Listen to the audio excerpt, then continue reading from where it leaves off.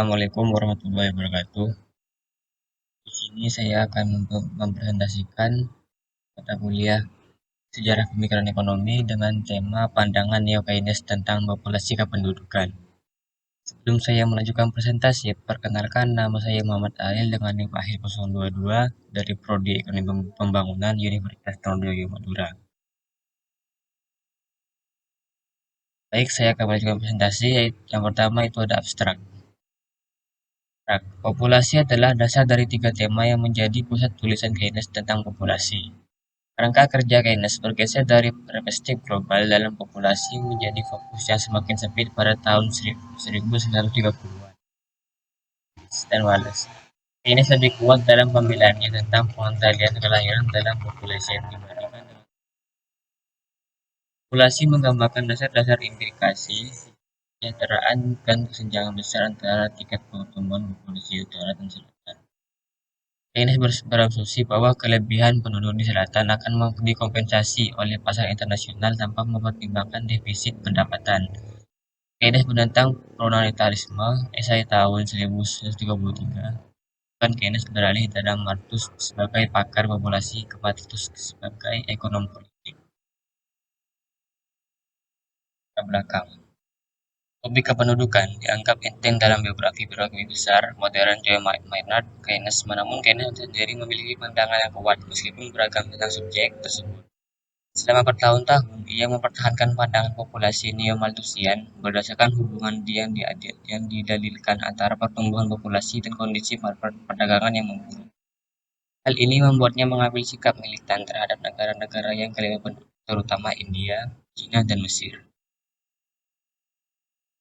Populasi ini memberikan komentar rinci tentang teks populasi dan membahas sejauh mana keterlibatan Keynes dengan doktrin Darwinis sosial tentang penggandaan cepat dari yang tidak layak dan dengan genetika. Ini kemudian melacak perubahan selanjutnya dan pandangannya tentang populasi dan intervensinya dalam politik populasi kontemporer. Ini termasuk perannya dalam kampanye 1920-an untuk pengendalian kelahiran, pembalikan neo-Malthusianismenya, dan akhirnya dukungan untuk tunjangan keluarga. Dan tujuannya yaitu agar mahasiswa mengetahui apa itu populasi tentang sistem kependudukan dari teori ekonomi menurut neo-Keynes. Yang kedua, di sini saya menggunakan teori dari neo-Keynes. Baik, kita masuk ke pembahasan. Sebelum tahun 1870, menurut Keynes, Eropa secara keseluruhan mandiri dalam produksi pangan dan populasi berada pada tingkat yang sesuai untuk pasokan makanan yang tersedia. Dan pemeriksaan negatif kelaparan dan penyakit standar Malthus dari tahun 1870 hingga 1900, peningkatan populasi di Eropa dan Amerika Utara lebih divalidasi oleh pertumbuhan dalam persediaan makanan yang tersedia karena jumlahnya meningkat.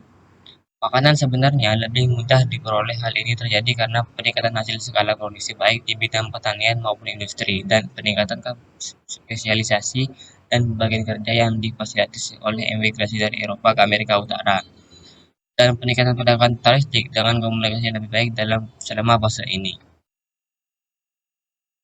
Penurunan hasil alam terhadap usaha manusia telah dimulai untuk menegaskan kembali dirinya sendiri, dibuktikan dengan meningkatnya biaya real Amerika Serikat Utara, tapi ini diimbangi dengan masuknya bahan makanan dari Afrika tropis iblis Malthus terhadap tidak terlihat.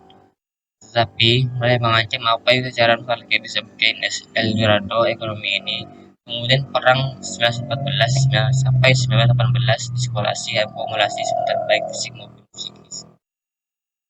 Bagian kerja sebelum perang di Eropa dikacaukan oleh pecahnya transportasi dan kerangka organisasi untuk perdagangan internasional. Penurunan surplus pangan yang dapat diekspor dari Amerika Utara yang tersedia untuk dimakan populasi industri Eropa, dan penurunan kemampuan Eropa untuk membayar mengancam standar hidup dasar. Psikologi sosial Victoria telah melibatkan keretakan ganda, di mana para pekerja dibujuk untuk menerima sebaik upah suatu bagian yang tidak adil dari produk mereka, dan kaum kapitalis dibujuk untuk tidak mengkonsumsi. Tetapi, untuk mengumpulkan dan mengatasikan kembali keuntungan dari eksploitasi tenaga kerja seperti itu, tuding ganda ini sekarang telah terungkap. Tetapi pada saat yang sama, dan bertentangan dengan doktrin Malthusian, tingkat populasi pertumbuhan telah merespon dengan menurun bukan meningkat. Ini terutama karena tingkat kelahiran telah menurun. Ines dengan tepat mendiagnosa bahwa kemampuan untuk menghindari keturunan yaitu penggunaan pemeriksaan buatan sangat penting dalam menjelaskan penurunan angka kelahiran dan terus-menerus. Tapi setelah memahami keaktifan pemeriksaan buatan untuk menyesuaikan sejarah sukarela, laju pertama penduduk dengan keadaan ekonomi, dia masih meramalkan bahaya yang akan segera terjadi pada standar hidup karena berakhirnya pasokan makanan berlimpah dari Amerika Utara dan Australia. Tapi tesis utamanya sederhana, jelas tentang tak terbantahkan. Ada batas persediaan yang tersedia penghidupan dari jenis yang sangat berbeda dari berat ataupun yang mungkin ada kecenderungan ras manusia untuk berkembang biak. Secara umum, laju propagasi sebenarnya begitu besar sehingga keseimbangan hanya dihasilkan oleh pengaruh berbagai macam cek.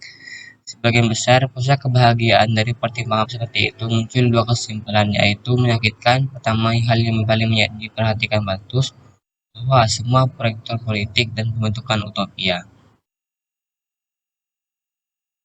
Dan di sini saya akan dari kesimpulan di atas, jelaskan tentang populasi yang sedang menurun, terutama di daerah Amerika dan Australia, dikarenakan sekarang banyak yang telah mengurangi dari segi pertumbuhan dan semacamnya, dan juga mengalami tingkat penurunan angka kelahiran yang bisa menyebabkan penurunan pada populasi tersebut. Masalah populasi adalah pertama dan mungkin masalah yang paling mendesak dan penting menghadapi mereka yang berusaha memperbaiki kondisi terhadap umat manusia.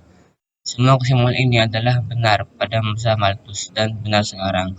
Tidak sesuai dengan posisi Malthus untuk menganggap bahwa suatu hari akan benar-benar tiba baik dalam waktu dekat atau kapan saja ketika populasi akan datang.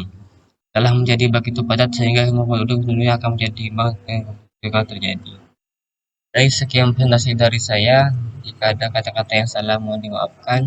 Wassalamualaikum warahmatullahi wabarakatuh.